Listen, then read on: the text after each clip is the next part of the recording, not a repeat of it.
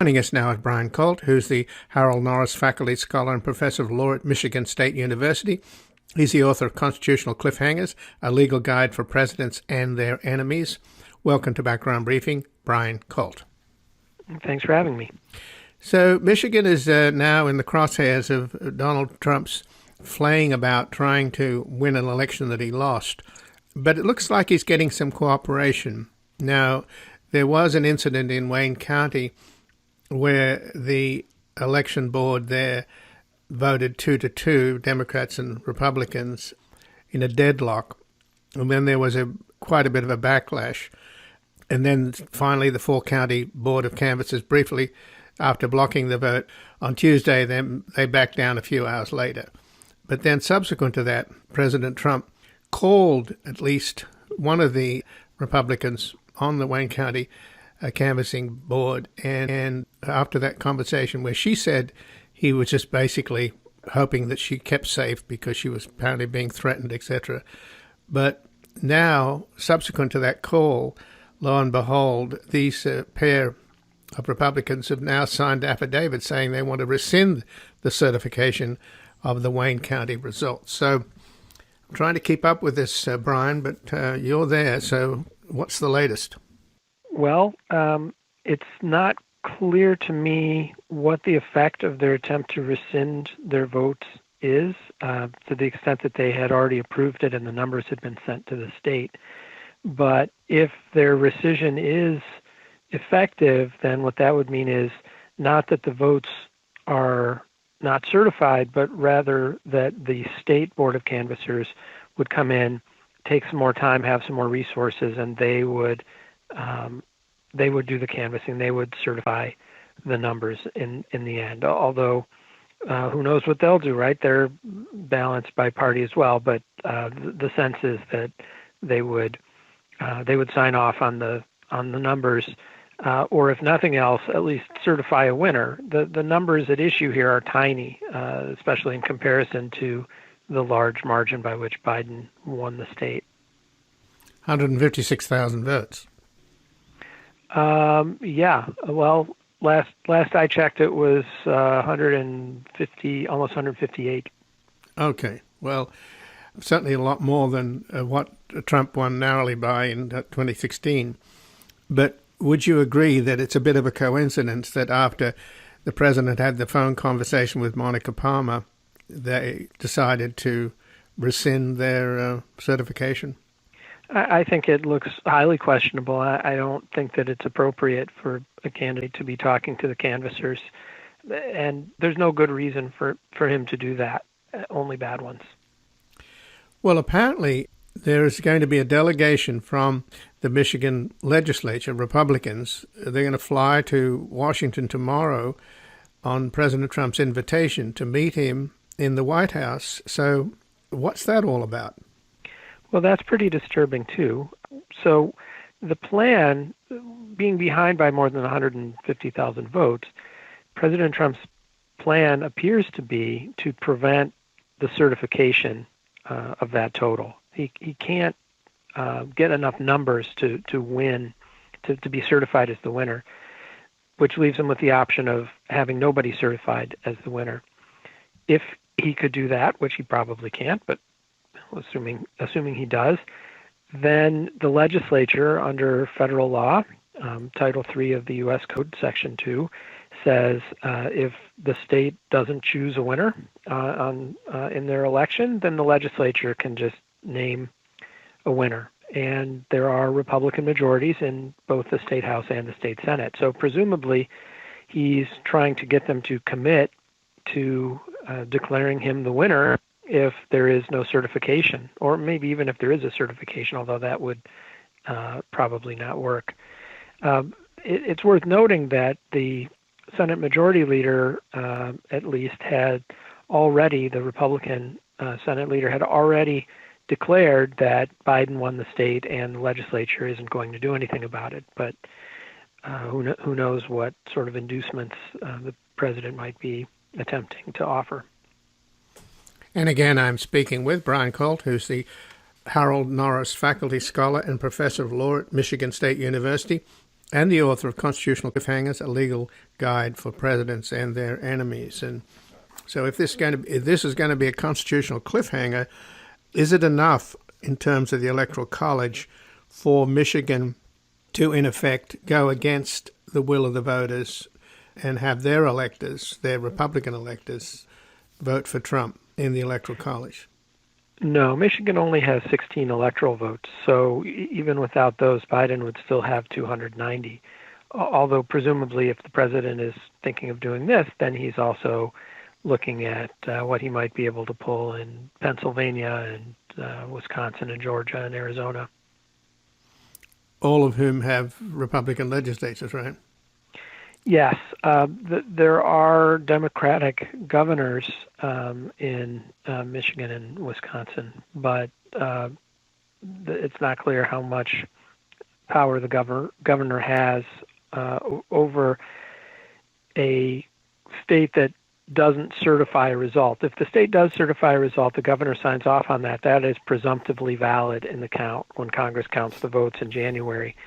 But if there is no certification, the legislature can choose who gets the votes, and it looks like the governor would not have a veto over that.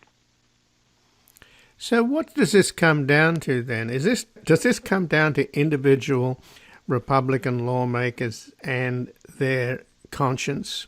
I mean, if you look at what's happening in Georgia, for example, it's quite interesting that the Secretary of State turns out to be a mensch, turns out to be a decent guy, and he's not bowing to pressure from Republicans, both in the state from his own two senators who are running in this important runoff, but also from Senator Lindsey Graham, who apparently tried to get him to toss out a bunch of mail-in votes, which is in itself seems highly irregular, if not illegal. But he's standing his ground. Is that what it comes down to? If you mentioned the head of the Michigan Senate, the Republican head of the Michigan Senate, that he's already declared the state for Biden, and he may well be pressured. So does it come down to the individual conscience of these lawmakers? It might not, which is to say, if they do the right thing, if they do their job the way they did 4 years ago when there were even more discrepancies in Detroit, also not enough to make a difference in the result, but everyone did their job and certified the winner properly. If they do their job, then it's over. If they don't, it's not clear that would even be enough. Even if there are disputes over the electoral votes in enough states to deny Biden a majority if they all go his way, it's still up to Congress to count the votes in January. And with the Democrats controlling the House, it's not clear that this would work even if the Republicans go along with Trump. Now, hopefully it won't come to that. It would do great damage to the system to have it come to that. But they could certainly end this quickly by not going, the Republican officials in these states could end this quickly by not going along with these shenanigans. And of course, the Congress certifies on January the 6th of 2021, which is the day after the runoff elections in Georgia. And if the Democrats were to win both of those runoff seats in the Senate, they'd still be one vote short, would they not? Because the vice president who would preside over the tie vote would be Mike Pence. Yes, and even if the Democrats were to win on the 5th, they would not be able to get those totals certified and the senators seated in enough time to do that anyway. But yes, Pence does have the tie-breaking vote at this point until the 20th. So what can Michigan Governor Gretchen Whitmer and the Secretary of State Jocelyn Benson and Attorney General Dana Nessel, who are all Democrats, they're not going to basically twiddle their thumbs while this naked attempt to steal Michigan's vote by Trump and by his Republican enablers in the state. What can they do? The most important thing in the short term is to make sure that the results are certified. And if the State Board of Canvassers isn't going to do that, there's the possibility of legal action, a writ of mandamus from a state court to require them to do it, to say there's not any doubt here as to who the winner is. So they could litigate. Once the courts decide, then everything else would fall into place. The governor would sign off on the certification. Congress would count those votes. And again, it bears repeating, there's nothing that has been alleged in court to suggest any threat to this 150,000 vote lead. President Trump tweeted, "In Detroit, there are far more votes than people," in all caps, which is just patently false. Turnout was lower in Detroit than it was in the rest of the state. But the numbers that he's actually disputing in court are tiny, and there's just no way that they could legitimately certify him as the winner, and there's really no way for them to legitimately not certify Biden as the winner. So I think the Democratic Secretary of State, the Democratic governor, holds all the cards here. So what do you make of the criticism of these two members of the Board of Canvassers in Wayne County, Palmer and Hartmann, who obviously voted in a way that didn't make any sense, but then under pressure they reversed their vote, and now, after a conversation that Monica Palmer had with President Trump, they've decided to try and contest the certification again. Much of the criticism, of course, leveled at them was that this was purely racist because Wayne County is predominantly African American, and no such efforts were done in other nearby counties that were predominantly white. So would naming and shaming any of these Republican officials and lawmakers be sufficient? Does that work, or did it work in this case with these two? Well, it initially it looked like it did before they rescinded it, but I want to point out Wayne County is actually majority white, and Detroit, the largest city in Wayne County, is overwhelmingly majority black, and so part of the problem with what they did is the discrepancy between how they treated Detroit, the 1/3 of the county, but predominantly black, versus the rest of the county. So they pointed to the issues with reconciling the total number of votes in some precincts in Detroit and said, oh, well, there's some of these don't balance. And we're talking about tiny numbers, like you're balancing your checkbook and you have thousands of dollars in the account and you're looking for a 1 or 2 cent discrepancy. They had some discrepancies. There were not nearly as many discrepancies as there were 4 years ago when they had no trouble certifying the result. And there were also discrepancies in the other parts of the county that were white. So the city of Livonia, which is almost entirely white, had discrepancies. They didn't seem to have any problem with those. They were happy enough to sign off on the results in Livonia, just not in Detroit. And there are two possible explanations, not exclusive of each other, for this. One is just noting that Detroit voted by a 200,000 vote margin in favor of Biden, which is decisive in the result in the state. So if they can hold that up, Trump can win. And the other is that that 200,000 vote margin came from a heavily majority black part of a majority white county. And so if they have it in their mind that it's not legitimate because they voted for Biden and because they're black, it would certainly explain everything that they did. It certainly looks like they deserve the criticism that they got, as far as I'm concerned. But Palmer and Hartmann, they backed down and then they agreed to certify the Wayne County results because the Michigan Secretary of State promised to conduct an audit. So at least that's what they said before then. Then they, of course, reversed themselves later after the conversation with Trump, at least on Palmer's part. So, I mean, how could you deny 200,000 votes, just make them disappear? The audits usually don't turn up much of a discrepancy, only if, like the one last in 2016 when they redid the count in Michigan. I think it only changed by about 130 votes. So that's not likely to make any difference. So I'm trying to understand how you could possibly disappear 200,000 votes from African Americans in Detroit and then turn around and win Michigan without this being a kind of, naked robbery in plain sight. I don't understand how you could get away with that. Well, I guess we'll see. I don't think that they're trying to get the result certified that Trump was the winner. I don't think that's possible because the issues, the irregularities people are talking about are not sufficient to throw out a lot of votes, certainly not 150,000. What their goal would be is to say the process is so messed up that we can't certify anyone as the winner at all.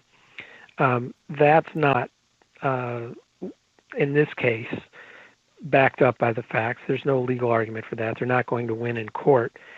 Trump, I think, realizes that he's not going to win in court, and as a result is looking for the weak link in the chain in the process. And we always sort of take it for granted that these things are done in good faith, and they generally had been until now. But what we see is that the system relies on people proceeding in good faith. The system relies on norms, and if people violate those norms, they can cause a fair amount of mischief. And I trust the institutions to sort this out correctly in the end, but it shouldn't require heroic intervention by courts and by other administrators. So I agree with you. I don't see how anyone could, in good faith and good conscience, be doing what they're doing.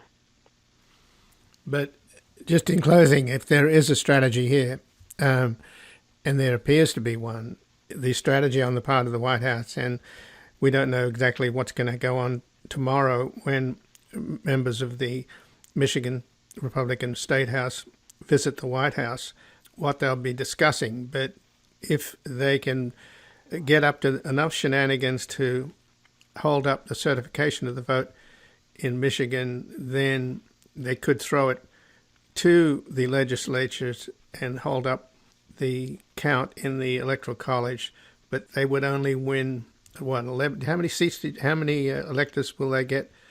It won't make any difference in the overall count for the president as far as Biden's concerned because he's got such a long lead. So at the end of the day, Trump would have to do the same mischief in Michigan, Georgia, Arizona, and Pennsylvania, right? Three of those.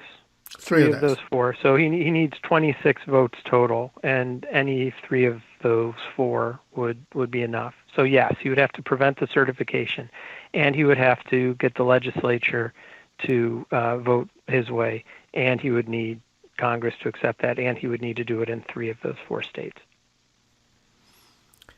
Well, I guess this is a question at the end of the day, Brian, whether the better angels in this country will prevail over this kind of really unbelievable, brazen, I was going to say theft, but I'll say misconduct. Attempted theft. Attempted theft. I thank you for joining us. Thank you. And again, I've been speaking with Brian Kalt, who's the Harold Norris Faculty Scholar and Professor of Law at Michigan State University and the author of Constitutional Cliffhangers, a legal guide for presidents and their enemies. We're going to take a brief station break and back assessing how much the man-child in the Oval Office, who is sulking and stewing over the election he lost, is prepared to salt the earth and tie Biden's hands with reckless and destructive moves that could have devastating consequences.